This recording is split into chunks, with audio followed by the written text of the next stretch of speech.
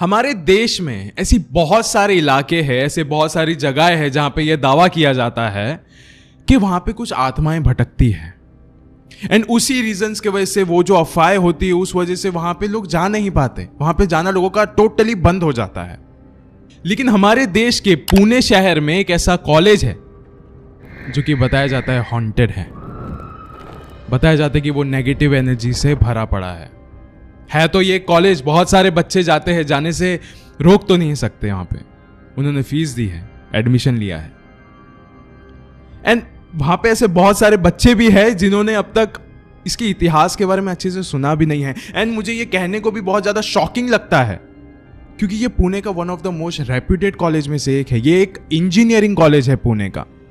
And guys, इसी topic के ऊपर मैंने 1 महीने पहले इस पे एक रील भी बनाई थी मेरे इंस्टाग्राम पेज पे।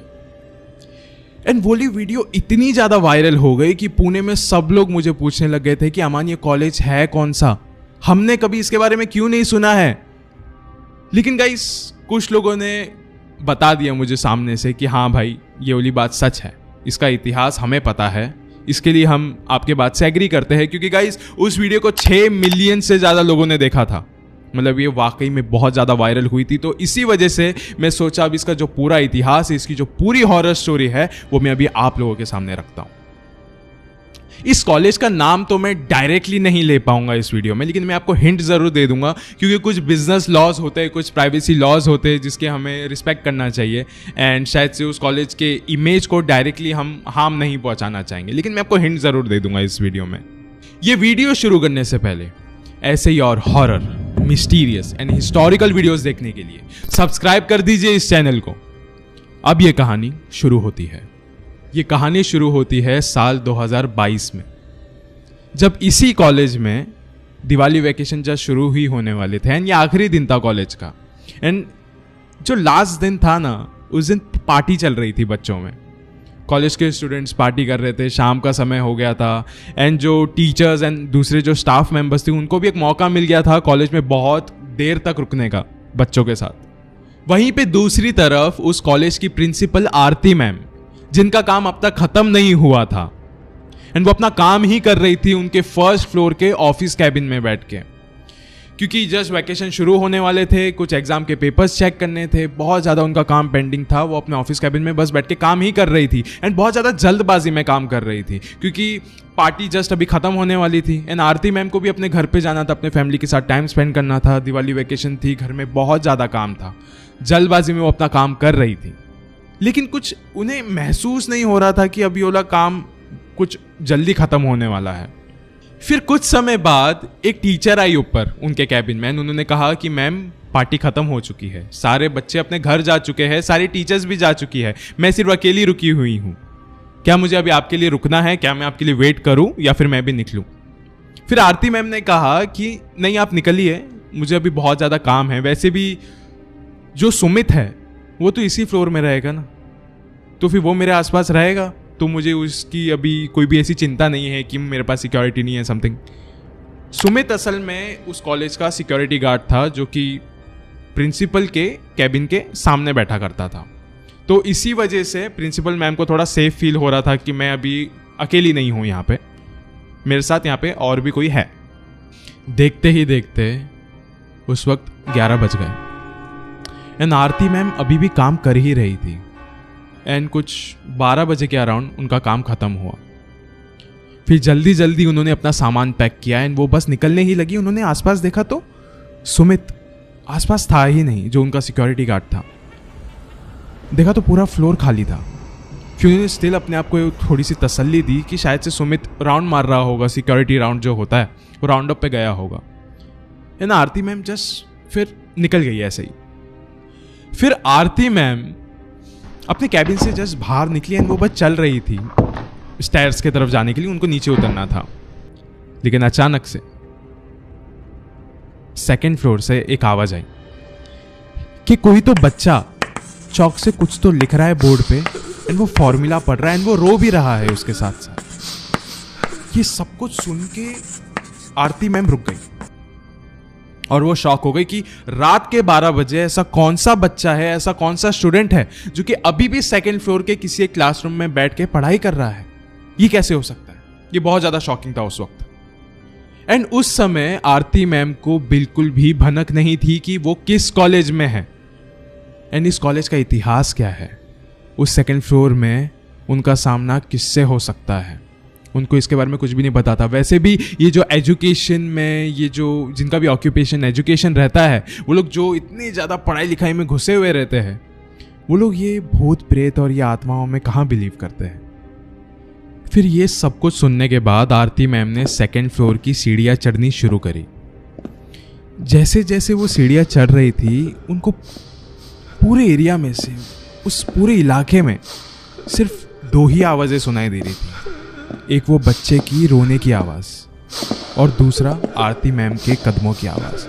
उस जगह पे इतना ज़्यादा सन्नाटा था कि इंसान अपनी खुद की सांसों की आवाज़ तक सुन सकता था।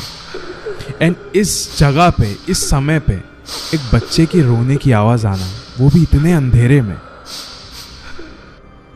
इससे किसी का भी दिल कांप सकता है। फिर आरती मैम उस क्लास के नज़दीक तक पहुंची। उनको आवाज़ें अभी तक आ रही थी एंड वो जिस क्लास की तरफ जा रहे थे ना, उस क्लास के डोर में ना एक छोटा सा ऐसा विंडो था जहाँ से वो कुछ भी देख सकते थे, एकदम साफ देख सकते थे, फुल ट्रांसपेरेंट। वो जैसे ही उस डोर के पास पहुंची, उन्होंने देखा कि एक बच्चा, एक लड़का, इंजीनियरिंग का स्टूडेंट, बोर्ड पे इंजीनियरिंग के सम सॉल्व कर रहा है एंड वो रो रहा है, पता नहीं क्यों। एंड आरती मैम को लगा कि शायद से ये वाकई में कोई स्टूडेंट ही है। एंड जैसे उन्होंने डोर खोला और उन्होंने पूछा कि इतने देर तक यहाँ पे क्या कर रहे हो, वो लड़का वैसे गायब हो गया।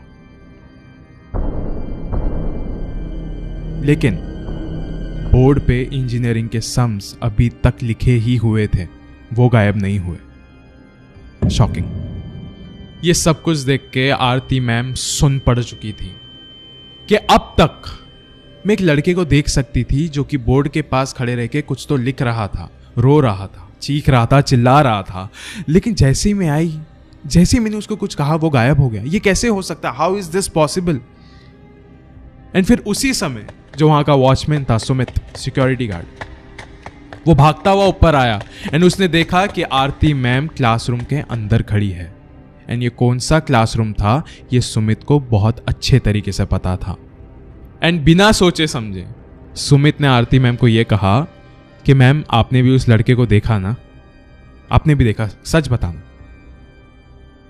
फिर आरती मैम थोड़ा और शॉक हो गई कि ये इसको कैसे पता है। उसने उनको सामने से पूछा कि सुमित, ये सब के बारे में तुझे कैसे पता है? ये लड़का असल में है कौन? फिर सुमित ने कहा कि मैम, मैं गरीब आदमी हूं, मेरे पास और कोई नौकरी नहीं है। अगर मेरे में थोड़ा सा भी दम होता ना पैसों का, तो मैं ये वाली नौकरी कब से छोड़ चुका होता, क्योंकि हर रात को मुझे ये चीज़ झेलनी पड़ती है। हर रात को मैं इस लड़के को यहाँ पे देखता हूँ। आपको क्या लगता है ये लड़का कौन है? ये कोई जिंदा नहीं है, ये कोई इंसान नहीं है, ये इसी कॉलेज में पढ़ता था एक टाइम पे ये लड़का, एंड ये उसी लड़के की आत्मा है। ये सब कुछ सुन के आरती मैम बहुत ही ज़्यादा दंग रह गई थी कि ये सब कुछ है क्या असल में। मैं कुछ 2-3 साल से इस कॉलेज में पढ़ा रही हूँ, 2-3 साल से इस कॉलेज में प्रिंसिपल हूँ, स्टिल मुझे इस कॉलेज के इतिहास के बारे में कुछ भी नहीं पता। और जैसे ही अगले दिन की सुबह हुई, वो आई कॉलेज में ना के उन्होंने सारा इतिहास खरोचना चालू कर दिया कि ये लड़का है कौन। फिर जाके पता चला कि साल 2008 में इस कॉलेज में एक लड़का पढ़ा करता था जिसका नाम था शुभम, जो कि उम्र में बहुत ज़्यादा बड़ा था, लेकिन उसको डिसलेक्सिया था। डिसलेक्सिया की उनको दिक्कत थी, पढ़ाई लिखाई करने में थोड़ी प्रॉब्लम होती थी उस लड़के को। एंड वो 4 साल से एक ही कॉलेज में फर्स्ट ईयर में फेल होता आ रहा था।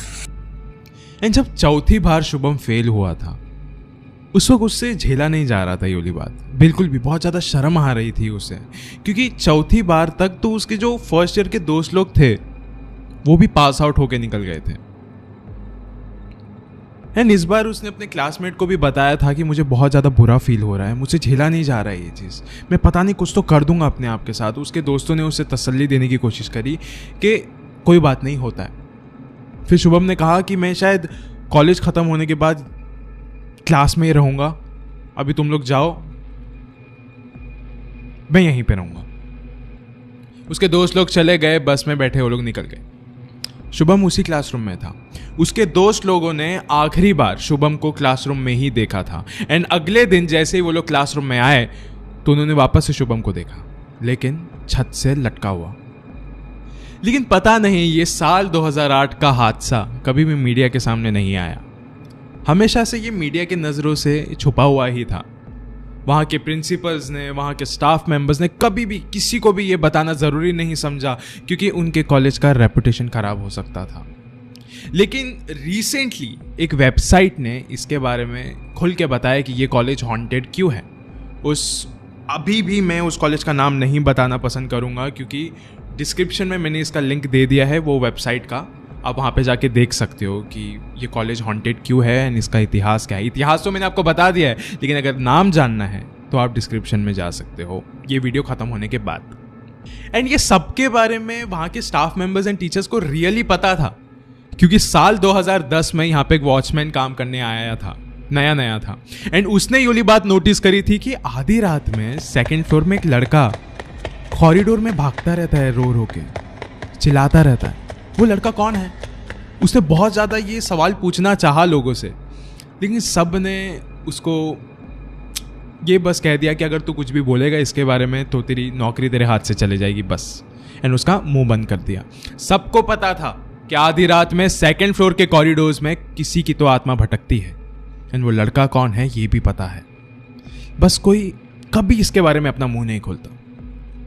आज भी मुझे ये वाली बात शॉकिंग लगती है कि ये इतना ज़्यादा रेप्यूटेड इंजीनियरिंग कॉलेज है पुणे का, एंड किसको इसके बारे में कुछ भी भनक नहीं थी। इतना बड़ा इतिहास इस कॉलेज का, एंड किसी को भी नहीं पता इसके बारे में, क्योंकि उनको सिर्फ अपने रेप्यूटेशन से लेना देना है। मुझे सिर्फ अपने कॉलेज के रेप्यूटेशन से लेना देना है, मुझे पैसे कमाना है। यहाँ पे कुछ भी हुआ हो मुझे किसी को बताना नहीं है। लेकिन शुक्र है ऐसे कुछ वेबसाइट्स का जो कि हमें बता देते हैं इनके इतिहास के बारे में। कुछ लोग मानते हैं कि शायद भूत होते हैं, कुछ लोग मानते हैं कि भूत नहीं होते हैं, लेकिन नहीं होते हैं इस पे कोई भी बिलीव नहीं करता। होते हैं या नहीं होते हैं, it's like a conspiracy theory. लेकिन ये इंसान जो इसे देखता है ये सिर्फ वो ही महसूस कर सकता है, उसी को पता है कि उस पर क्या बीतती है। आज इस वीडियो के अंत में मैं आपसे बस इतना ही कहना चाहता हूं कि इंसान चाहिए बड़ा हो, बूढ़ा हो, औरत हो या बच्चा हो, उससे बिल्कुल भी फर्क नहीं पड़ता है कि आप कौन हो एक बार वो मर चुके होते हैं तो। अगर उनकी मौत कुदरत के वजह से आई है, एक नेचुरल मौत है, तो ठीक है, उनकी आत्मा को शांति मिल जाएगी। लेकिन अगर उनकी मौत किसी गम के वजह से हुई है या आत्महत्या के वजह से हुई है, तो वो सिर्फ एक आत्मा नहीं रहती, वो भी एक प्रेत बन चुकी है। ये जो प्रेत आत्माएं होती है, इनके पास इंसानों के लिए सिवाय नफरत के और कुछ भी नहीं होता है, क्योंकि उनको भी अभी बहुत ज्यादा अलग लगता है कि मैंने आत्महत्या किया है तुम लोगों के वजह से। तुम लोगों ने ही मुझे किसी ना किसी तरीके से हानि पहुंचाई है, मुझे हार्म किया है, इस ही रीजन की वजह से मैंने आत्महत्या करी थी। एंड आज मेरे मर जाने के बाद तुम लोग आंसू टपका रहे हो। उस वक्त क्यों नहीं मेरी मदद करी जब मैं एक इंसान था, जब मैं इस दुनिया में था? एंड अभी तुम लोगों के कारण ही मैं मर चुका हूं और तुम आंसू टपका रहे हो। एंड यही एक रीजन है जो मैं भी मानता हूं कि क्यों कोई भी भूत या फिर कोई भी ऐसी प्रेत आत्मा, जिन, जिन्नात, शैतान किसी के भी पीछे ऐसा आते हैं, उनको डराते हैं, क्योंकि उन्होंने भी एक समय कुछ महसूस किया था जो अभी आपको महसूस कराना चाहते हैं, और वो है मौत। शुक्रिया।